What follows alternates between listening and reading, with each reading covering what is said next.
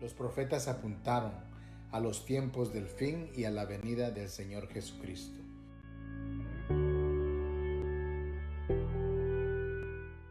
En Mateo 24:3, los discípulos le preguntan a Jesús: ¿cuándo serán estas cosas y qué señal habrá de tu venida y del fin del mundo?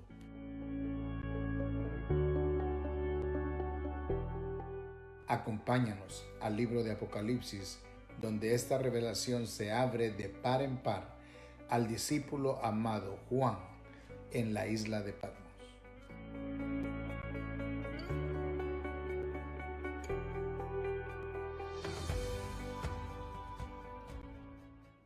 Saludos a todos los que están sintonizando en esta hora. Un gozo nuevamente de poder llegar a sus casas y poder transmitir la palabra del Señor. Siempre para mí es un gusto y es un gran privilegio poder hablar acerca de la palabra del Señor.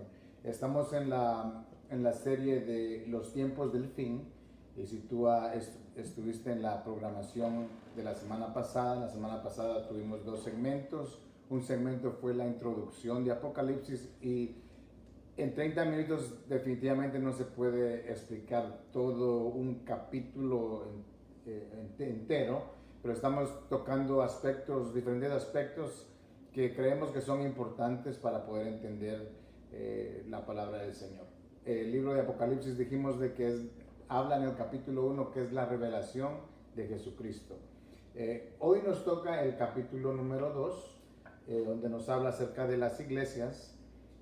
Apocalipsis capítulo 2 está hablando a 7 iglesias, y antes de entrar en el tema solo quiero cuadrar algo acá.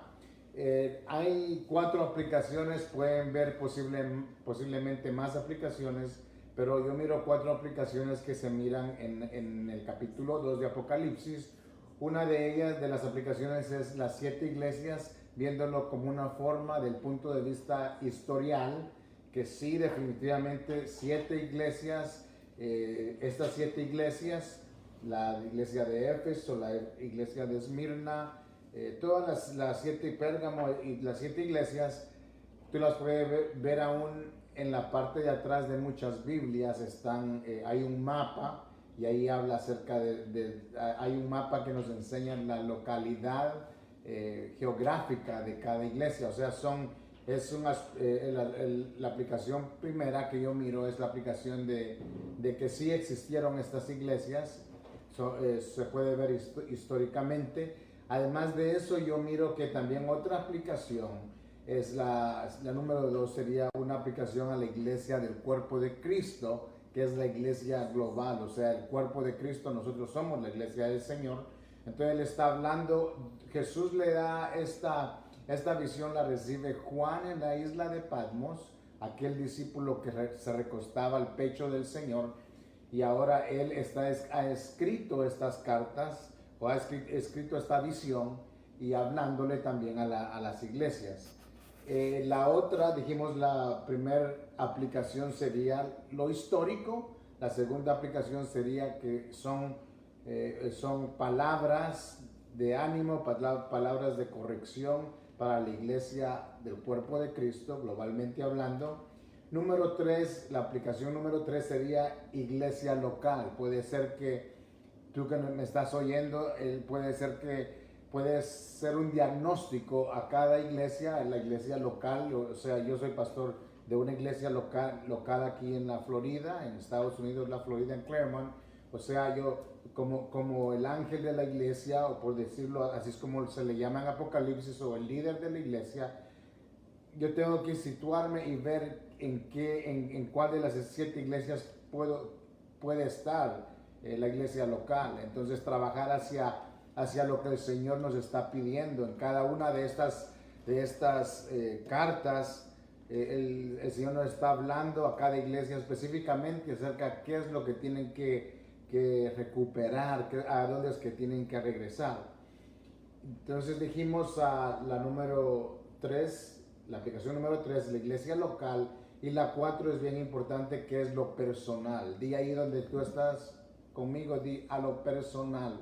O sea, yo también tengo que identificar mi vida espiritual con estas 7 iglesias. ¿Qué es lo que tengo? ¿Qué es lo que me falta? O sea, yo creo que es una buena forma de poder discernir y poder examinarse a uno mismo, poder examinar la iglesia local posiblemente, poder examinar la iglesia alrededor del mundo, y poder ver de que el Señor nos está dejando unas pautas o unos consejos para poder seguir adelante y estar firmes hasta el fin. Entonces yo miremos aquí, solo regreso al capítulo 1, versículo 4, que es donde se habla primeramente de la iglesia. Dice Juan a las 7 iglesias que están en Asia, gracia y paz a vosotros del que es y que era y que ha de venir, y de los 7 espíritus que están delante de su trono. Interesante que cuando esta revelación de Juan, revelación de Jesús les da a Juan, lo primero, lo primordial que dice el Señor es de que la comparta con los líderes de cada iglesia. ¡Wow! Eso me deja a mí satisfecho, o posiblemente me deja a mí anonadado de ver qué tan importante para el Señor Jesús es la iglesia. O sea, Él podía anunciárselo a cualquier grupo de personas, cualquier grupo élito, pero Él decide decir y traer estas verdades de la revelación de Jesús y los eventos que van a suceder durante el tiempo del fin. Él decide darle esta información a la iglesia. Qué tremendo eso. O sea, muy cerca del corazón del Señor Jesús está su iglesia. Por eso dijo, la palabra del Señor dice que las puertas del infierno no prevalecerán contra la iglesia del Señor. Y también Él dice, yo edificaré mi iglesia. O sea, Jesucristo, el amado, el fiel, el verdadero, el que vimos la semana pasada, el que es el alfa, el omega, el principio y el fin, el que fue, el que es y el que ha de venir. Él mismo está tomando la responsabilidad y está diciendo, yo voy a edificar mi iglesia. Pero aquí nos deja unas pautas para que podamos ver, y vamos a ir bien rápido en el capítulo 2. Y también algo importante es no solamente a lo que acabo de mencionar, pero también que lo primero que le inyecta a la iglesia es gracia y paz. Di conmigo ahí, di gracia y paz. Una vez más, dilo, gracia y paz. ¿Cuál es la gracia? O sea, yo creo que es una gracia que el Señor le da a uno para poder empezar a caminar en estos tiempos y poder empezar a entender, o tal vez entender aún más los tiempos que estamos viviendo. Por eso la palabra del Señor, el Señor les decía a los discípulos, les decía, velad y orad para que no entréis en tentación. En otras palabras, el velar quiere decir el estar al tanto, qué es lo que está pasando alrededor. Hoy en día, la iglesia del Señor, más que antes, tenemos que estar al velar y también al orar. Son dos cosas importantes. Velar nos quiere decir de que estemos prestos acerca de los tiempos que estamos viviendo. Estamos en medio de una sociedad que quiere empujar una agenda hacia una nueva orden mundial.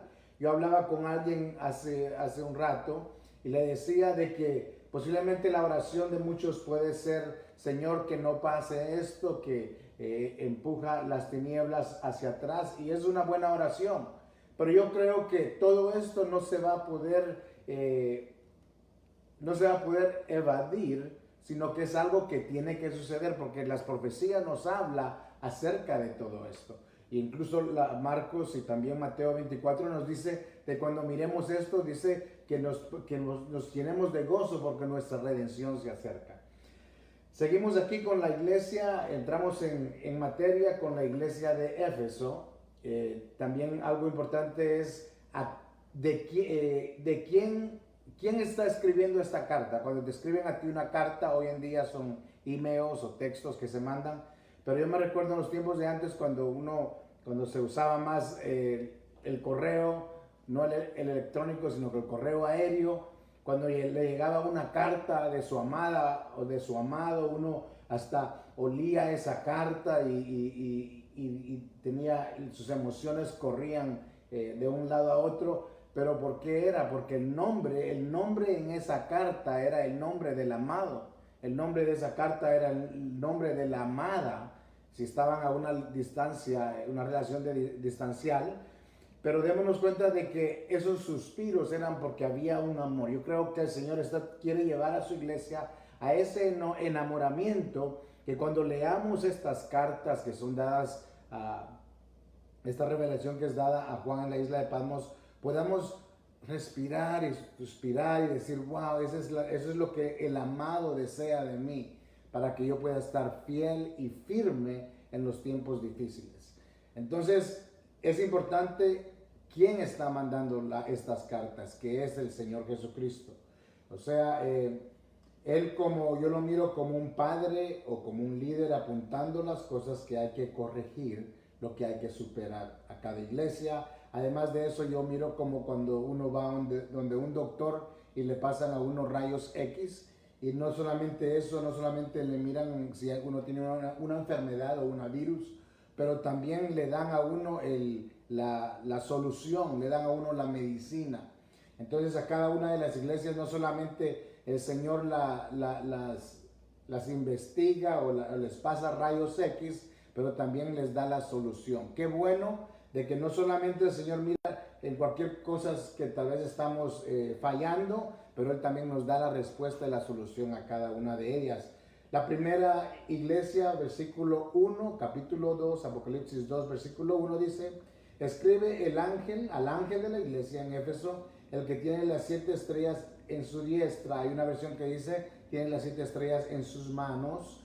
Dice, el que anda en medio de los 7 candeleros de oro, como que si fuera el sacerdote, porque nos habla el candelero. El candelabro era el candelabro que estaba en el templo y estaba en el lugar santo, estaba el lugar atrio, luego el lugar santo, y él se movía en ese lugar. Entonces, como quien dice que Jesucristo, el que se mueve en toda la función de la iglesia. Es importante que nos demos cuenta de ese detalle. En cada una de las iglesias, Él se identifica con esa iglesia en la revelación que ellos han recibido, la palabra del Señor. Aquí se les muestra a ellos el que anda como el que anda en medio de los 7 candeleros de oro. Como decía, como el sacerdote ministrando en el templo, él es el que nos ministra a nosotros. Cuando habla acerca al ángel de la iglesia, nos está hablando acerca del liderazgo, pastor, liderazgo, quien está encargado de esa área, quien está encargado de esa iglesia. Mateo 16, del 13 al 20, nos dice una pregunta tremenda. Cuando está Jesús con sus discípulos, les pregunta, ¿quién dice la gente que es el Hijo del Hombre? Algunos dicen que tú eres Elías, que eres el profeta, uno de los profetas, Elías, varios nombres que le dan a él, pero entonces él les hace la pregunta, ¿y vosotros quiénes creen que yo soy? O sea, es un momento donde el Señor se le está llegando a esta iglesia de Éfeso, y le está diciendo, yo quiero que ustedes se den cuenta quién soy yo, una revelación mayor de quién Jesucristo es. El libro de Apocalipsis, dijimos anteriormente que es nada menos que la revelación de Jesucristo. Dice acá más adelante, habla acerca de el que tiene en su mano, dice el que tiene las 7 estrellas en su diestra, en su mano, el que anda en medio de los 7 candeleros de oro, dice esto, y dice, yo conozco tus obras y arduo trabajo y paciencia, y que no puedes soportar a los malos, y has probado a los que se dicen ser apóstoles y no lo son, y los has hallado mentirosos, y has sufrido y has tenido paciencia, y has trabajado arduamente por amor de mi nombre, y no has desmayado. Démonos cuenta que primeramente lo que está haciendo aquí en esta carta, está primeramente viendo lo bueno de la iglesia. Y qué tremendo de que eso también nos da un ejemplo de liderazgo, de cómo ver situaciones que llegan a nuestra vida, cómo ver situaciones que llegan al liderazgo de una iglesia. Él está viendo primeramente todo lo positivo que está haciendo cada iglesia. A las 7 iglesias es la misma, el mismo programa o la misma planificación. Empieza viendo lo bueno que ellos han hecho, pero luego también empieza y les habla acerca de lo que hay que corregir. Esa es una seña de un buen padre, cuando nos hablan también de cosas que hay que corregir. Y yo sé que muchas veces como hijos que somos o como personas que somos, muchas veces la corrección no nos gusta. Pero la palabra del Señor dice que al que es hijo, Él también va a corregir. Dice entonces, yo conozco tus obras y tu arduo trabajo. La iglesia de Éfeso era una iglesia muy trabajadora. Se había preocupado mucho en las obras y qué tremendo, que eso es importante. Pero yo miro más adelante que también ¿cuál sería la palabra? La exhortación que se le da a esta iglesia es que han dejado su primer amor. Lo miramos más adelante, pero tengo contra ti que has dejado tu primer amor. Qué tremenda corrección esa. O sea, podemos estar trabajando al 100 por 1, podemos estar produciendo incluso, pero el punto principal es el mantener ese primer amor con el Señor, el tiempo de intimidad con el Señor. O sea, mi llamado, tu llamado puede ser a pastorear un rebaño, tu llamado puede ser a ser posiblemente líder en tu compañía, tu llamado puede ser posiblemente líder de jóvenes, el área de alabanza, etcétera, etcétera. Tu llamado puede ser a ser una madre, así como aquellas madres que instruyen a sus niños en su carrera, como dice la palabra del Señor. Pero el llamado principal a cada uno de nosotros es estar a los pies del Señor. Yo quiero que miremos lo que nos dice en Marcos 12:30, mientras tú puedes buscar ahí Marcos 12:30. Yo tomo aquí un cafecito. Es buena combinación aquí con nuestro estudio y un cafecito, ya que estamos en casa, tranquilos ahí, ¿verdad? Marcos 12:30 nos habla acerca del primer amor. Nos habla, bueno, se lo voy a leer acá, si usted lo tiene ahí, acompáñeme. Marcos 12:30. La palabra del Señor es lo más seguro, su palabra permanece para siempre, dice su palabra. Entonces leemos acá, le voy a leer desde el 29, dice que Jesús le respondió, el primer mandamiento de todos es, oye Israel, el Señor nuestro Dios, el Señor uno es. Versículo 30 dice, y amarás al Señor tu Dios con todo tu corazón, con toda tu alma y con toda tu mente y con todas tus fuerzas.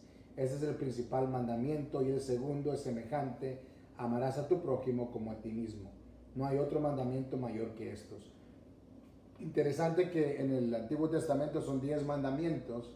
Incluso si tú miras en tu mano, puedes ver tu mano y alguien dirá, bueno, ¿qué hay en mi mano? En tu mano incluso puedes ver la letra M de mandamientos, mandamientos, mandates, en inglés es mandates o commandments. O sea, el Señor nos ha dado, incluso nos ha marcado con la M de mandamientos ahí en tu manita. No sé si la puedes ver bien clara, yo me la puedo ver muy bien, pero eran 10 mandamientos que nos dio el Señor en Éxodo 20 en adelante, en el libro de Éxodo. Pero ahora nos damos cuenta que también el Señor dice que este mandamiento ahora son 2 mandamientos. Aquí hay uno y aquí hay otro. Cuando Él fue a la cruz del Calvario, extendió sus manos, en una mano había cumplido un grupo de mandamientos y en su otra mano había cumplido el otro grupo de mandamientos. Mandamientos hacia la conexión con el Padre y mandamientos también con la conexión con la humanidad. No matarás, no robarás, etcétera, pero no tendrás ningún otro Dios, sino que solamente al Dios celestial. Qué bendición es esa. Entonces démonos cuenta que le habla a la iglesia de Éfeso y le dice que has perdido tu primer amor. El primer mandamiento en primer lugar en mi vida, en tu vida, y también tiene que ser el mandamiento número 1 en la iglesia del Señor, en la iglesia local. Eso es lo primordial, restaurar el primer mandamiento. Yo di un tema en una ocasión que se llamaba el primer mandamiento en primer lugar, lo primario. Otro ejemplo lo miramos en Lucas 10:41, donde había una María y una Marta. En Lucas 10:41 Jesús llega, usted sabe la historia, cuando él llega y Lázaro había muerto. Entonces incluso María y Marta están ahí con él, y el Señor Jesús le dice, Marta, Marta, afanada estás en todos los quehaceres. O sea, qué lindo es poder estar afanado en los quehaceres, en servirle al Señor, en servir en la casa, servirle a los hijos, servirle a la familia. Eso es parte del servicio que el Señor nos ha llamado. O sea, si tú sirves en la iglesia, que sea de la misma forma sirviendo en tu familia. Porque eso cuenta en la eternidad. Eso cuenta, eso son obras de bendición, obras de justicia que estás haciendo. Pero démonos cuenta que Marta, el enfoque de ella era servir en cualquier cosa al Señor.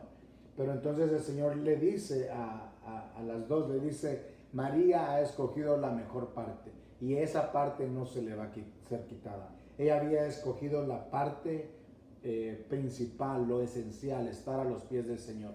Mi oración es de que yo pueda tener esa unción, no tanto al estar en el púlpito, pero una unción de poder estar a los pies del Señor Jesús.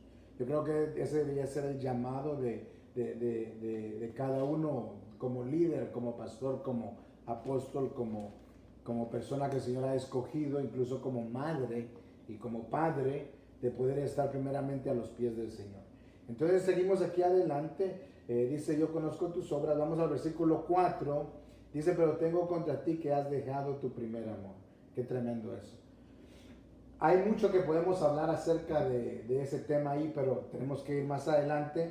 Démonos cuenta que siempre el Señor Jesús llega a ellos y mira lo positivo que hay en esa iglesia y luego está corrigiendo algo para preparar una iglesia santa delante de él. Dice que a su esposa se le ha concedido que se vista de lino fino, lino limpio y resplandeciente para recibir al rey. Que podamos llegar ante él sin ninguna mancha, ninguna arruga. El mensaje a Esmirna, aquí a la iglesia de Éfeso también la llama a que se arrepienta. Dice, pero tienes esto que aborreces a las obras de los nicolaítas, etcétera, etcétera. Dice, los manda a que se arrepiéntate. Esa es la palabra de corrección a esta iglesia, arrepentidos y convertidos, para que nuestros pecados sean perdonados y que vengan de la presencia del Señor tiempos de refrigerio, dice Hechos 3:19. También se les dijo a ellos que les iban a quitar el candelero. Cuando es quitar el candelero, está diciendo quitarle la unción. Imagínate una iglesia o una persona que camine sin esa unción, sin esa conexión. O sea, sería como posiblemente tocar, para mí, sería tocarle al címbalo sin ninguna nota. Tocarle al símbolo, los símbolos no creo que tienen notas, o pegarle a un tamborín sin ningún propósito. La unción es lo que le da a uno esa visión, le da a uno ese deseo de estar en la presencia del Señor. El mensaje a la iglesia de Esmirna dice, y escribe el ángel a la iglesia de Esmirna, el primero y postrero, una vez más aquí entra y le da su identidad. Ya no está llegando como el que se movía entre el candelabro en el lugar santo, sino que ahora está llegándole a otra iglesia, a otro tipo de iglesia. Le está diciendo, yo soy el primero y el postrero, esa es la identidad de él en ese momento. Dice, el que estuvo muerto y vivo, dice esto. Cuando dice el que estuvo muerto, como que le está diciendo, yo di mi vida para que ustedes puedan vivir una vida victoriosa. O sea, una entrega completa por la causa de redimir a su pueblo. Un compromiso total hasta la muerte. ¿Cómo sabemos de que Él es un líder perfecto? Porque Él dio su vida. Eso nos muestra el compromiso de Jesús. Dijimos que Apocalipsis era la revelación de Jesús. Sí hay eventos que se llevan a cabo, pero antes de empezar a enseñar los eventos, qué interesante que le habla a las iglesias y se llega a cada iglesia con su identidad. Identifíquenme, como quien dice, miren esta revelación de mi persona. Como que antes que vengan los momentos, antes que venga el capítulo 6, donde se abren los sellos, el capítulo 7 y 8, donde suenan las trompetas, más adelante donde las copas de ira son derramadas. Antes de todo eso, como que Jesús diciendo, yo tengo que mostrarme a mi iglesia y decirles exactamente quién soy yo. que podamos ver las dimensiones de Jesús. Como lo he dicho en otras veces, uno puede decir, me gusta ir a la playa, me gusta estar en la playa cuando calienta el sol, me gusta estar en el sol, pero tal vez si miramos las cualidades del sol o miramos todo lo complejo, ¿cómo podría decir? ¿De qué está compuesto el sol? De la energía, de tantas cosas, el calor que hay en el sol, los grados tan altos de temperatura del sol, o sea, hay varios, los colores ultravioletas que puede tirar, o sea, hay tanta esencia acerca del sol, pero no se puede solamente calificar el sol o decir acerca del sol solo por verlo y decir, wow, el sol está bonito el día de hoy. Hay diferentes dimensiones del sol. En la misma forma hay dimensiones, no solamente decir yo soy salvo por Jesucristo. Qué lindo eso. Pero qué bueno de poder indagar más allá y que le podamos conocer. Dice que la tierra será llena del conocimiento de su gloria, así como las aguas llenan el mar. A la iglesia de Esmirna llega como el primero y el postrero. Dice, yo conozco tus obras y tu tribulación y tu pobreza y la blasfemia de los que se dicen ser judíos y no lo son, sino sinagogas de Satanás. No temas en nada lo que vas a padecer. He aquí el diablo echará a algunos de vosotros en la cárcel para que seas probados y tendréis tribulación por 10 días. Sé fiel hasta la muerte y yo te daré la corona de vida. A cada una de ellas también les da una recompensa eterna.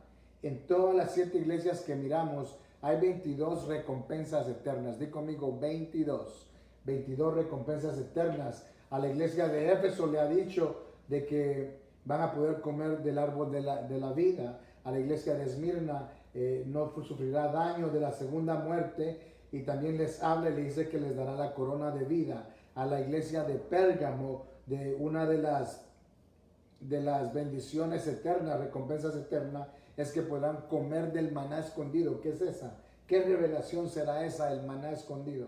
A Tiatira le dice que va a tener autoridad sobre las naciones. A la iglesia de Sardis le dice que les dará vestiduras blancas. Qué privilegio de tener esas vestiduras blancas. A la iglesia de Filadelfia le dice que las hará columna en el templo de Dios. Qué tremendo ser columnas en el templo de Dios.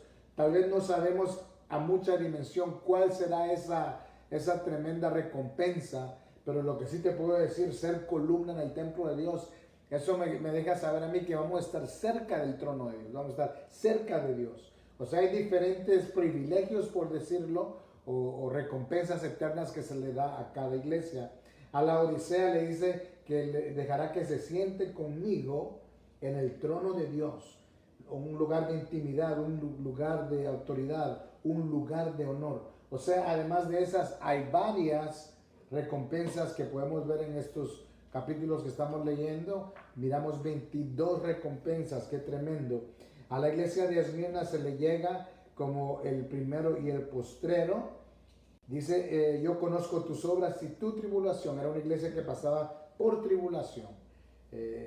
Puede ser diferentes clases de tribulación. Si lo traemos al día de hoy, a tu vida, tú puedes posiblemente identificarte con cada una de estas iglesias, y a medida que tú en tu casa puedas seguir leyendo, porque aquí no vamos a poder cubrir todos los aspectos de cada iglesia, pero sí las vamos a terminar el tema de las 7 iglesias la próxima semana. Ya estamos casi terminando este segmento. Dice el versículo 11, y cada iglesia se termina de la misma forma. Dice, el que tiene oído, oiga lo que el Espíritu dice a la iglesia. Qué tremendo eso. Que en todo esto hay una persona que escribe, hay una persona que está dando estas cartas a las iglesias, por decirlo, pero hay una persona que es como diciendo the delivery person. La persona que está entregándola es alguien que es seguro, y es el Espíritu Santo.